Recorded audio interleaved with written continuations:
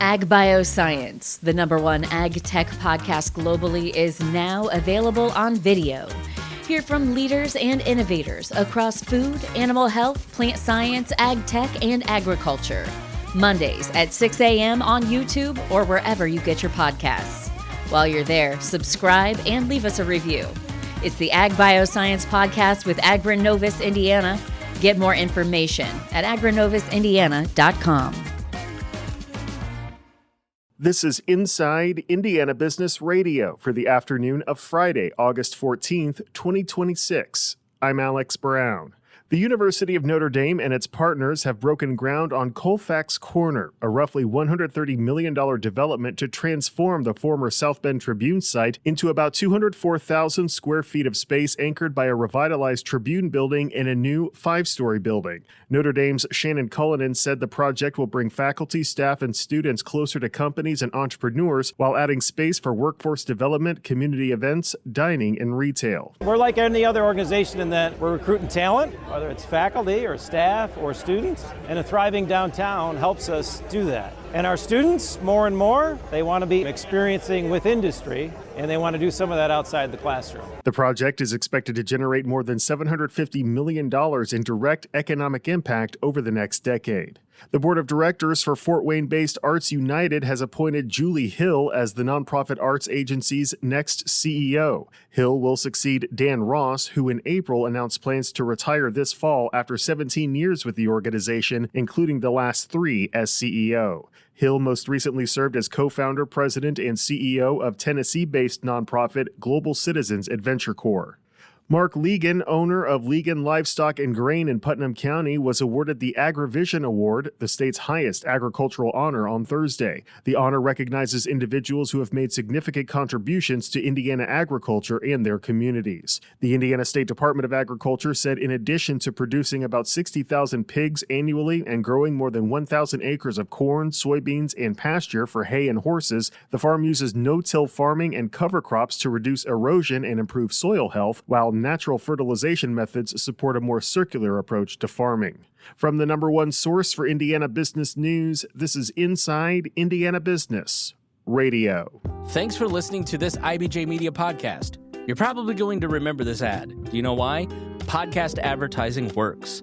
85% of listeners recalled hearing an ad during a podcast, and 70% of podcast listeners have acted after hearing an ad. So whether you're looking to be heard across the entire IBJ Media Podcast Network, sponsor one of our shows, or just start with a 30-second ad, IBJ Media can help. Contact advertise@ibj.com to learn more. The state of Indiana took in $733 million less from the federal government last year compared to the previous year, according to an analysis by award indexer Granted. IIB's Aubriana Herron has more. The grand total in the previous federal fiscal year, which ran from October 1st, 2024 through September 30th, 2025, was $22.6 billion, down 3%. That's although Medicaid grants increased to $15.9 billion, up from $14.7 billion, according to the July analysis. Money for the low-income health insurance program made up 70% of federal receipts, but when Medicaid is excluded from the results, the percentage drop grows to double digits. Competitive grants to Indiana fell to $6.7 billion, down 22% from the previous $8.6 billion subtotal. The Biden-era Broadband Equity Access and Deployment Program represents the largest share of the $1.9 million drop, according to Granted founder Nathan Eagle, who tapped the federal government's spending database for net financial assistance awards. Indiana received $868 million in federal fiscal year 2024 to bring high-speed internet to every Hoosier. The line item for the one-time program then fell to $0 in the 2025 fiscal year. The Indiana Broadband Office, meanwhile, is busy putting the money to work. It has received approval to allocate about 40% to internet service providers in the first round of awards, according to a January newsletter. There were some increases beyond Medicaid, however, including 3 transportation infrastructure programs. Aubriana Herron, Inside Indiana Business Radio. Lafayette-based trailer and truck body manufacturer Wabash has announced a partnership with an Oregon-based dealership to service fleet customers in the western United States. The company said TruckSource will offer Wabash's complete lineup of dry van trailers, platform trailers, and truck bodies, along with warranty support, maintenance, and replacement parts. The partnership, according to Wabash, strengthens the company's ability to serve fleets operating throughout the growing Interstate 5 corridor along the West Coast and in the greater Phoenix area. After 5 years of construction, renovation, and adding amenities, the Fort Wayne-Allen County Airport Authority is celebrating the completion of what it calls by far the largest project that the Airport Authority has ever undertaken. The $140 million Project Gateway included expanding the Fort Wayne International Airport's terminal by 75,000 square feet and adding several areas, including 2 gates and a new baggage handling system. Airport Authority CEO Scott Hinderman said the project has been well received. The community has come out.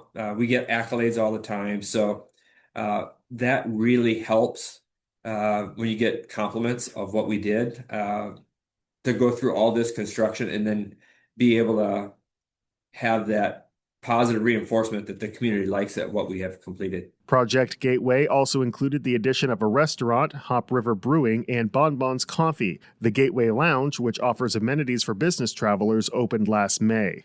USA Gymnastics CEO Kyle Albrecht is this week's guest on the Business and Beyond podcast with Gary Dick, presented by PNC, a weekly conversation with high-profile Hoosiers in business, sports, and entertainment, and beyond. Available now on the IBJ Media app or your favorite podcast provider. I'm Alex Brown for Inside Indiana Business Radio on Demand.